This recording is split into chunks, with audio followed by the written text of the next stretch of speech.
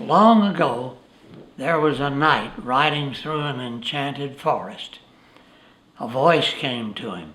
Go to this stream bed and pick up some rocks. Put them in your pocket. Then I'll lead you out of the forest and you can never return. He did. And when daylight came, he looked at the rocks and they were solid gold. He thought, oh, if I had only known. And that's why I memorize poems. I will never come to the spot where I think, oh boy, if I had only known. Let's start out with a poem that is often requested called Casey at the Bat. This poem was written in 1888 by a young sports writer named Thayer, who didn't have anything to write for one day, and so he wrote this poem. I will take a literary license to change a few names. The outlook wasn't brilliant for the Saucy Nine that day.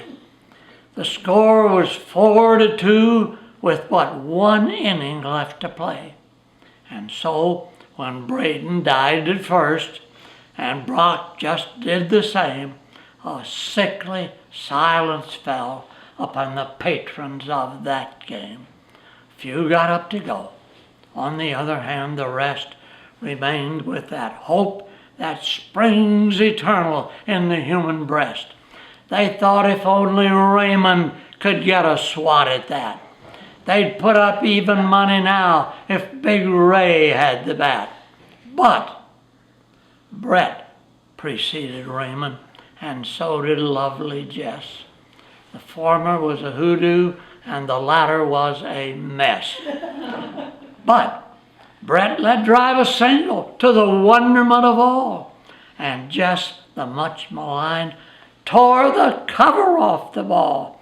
And when the dust had risen and they saw what had occurred, Jess was safe at second and Brett was hugging third. From the bleachers black with people, there went up a mighty yell. It thundered to the mountaintop. It recoiled to the dell, rolled across the prairie, and echoed in the flat. For Raymond, mighty Raymond, was advancing to the bat. There was ease in Big Ray's manner as he stepped into his place. Pride was on his bearing. Smile was on his face. And when responding to the cheers, he lightly doffed his hat. No stranger in the crowd could doubt 'twas Raymond at the bat. 10,000 eyes were on him when he rubbed his hands in dirt. 5,000 tongues were cheering when he wiped them on his shirt. And while the writhing pitcher ground the ball into his hip, defiance gleamed in Raymond's eyes. A sneer curled Big Ray's lips. That leather-covered spheroid came hurling through the air. Ray just stood a-watching it in haughty grandeur thou. Close by the sturdy batsman that ball unheeded sped.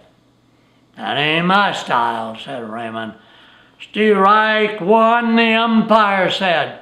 From the bleachers black with people, there went up a mighty roar, like the beating of the storm waves on a bleak and distant shore. Kill him! Kill the umpire, cried Linda from the stand. It's likely they'd have done it had not Raymond raised his hand.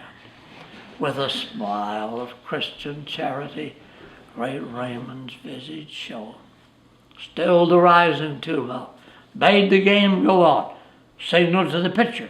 Once more that spheroid flew. Raymond still ignored it. The umpire said, "Strike two!" "Fraud!" cried the maddened thousands, and the echo answered, "Fraud!" But a scornful look from Raymond, and the audience was awed. They saw his face grow grim and gaunt. They saw his muscles strain. They knew that Raymond would not let that ball go by again. The sneer is going from Raymond's lips. His teeth are clenched in hate. He pounds with cruel violence his bat upon the plate.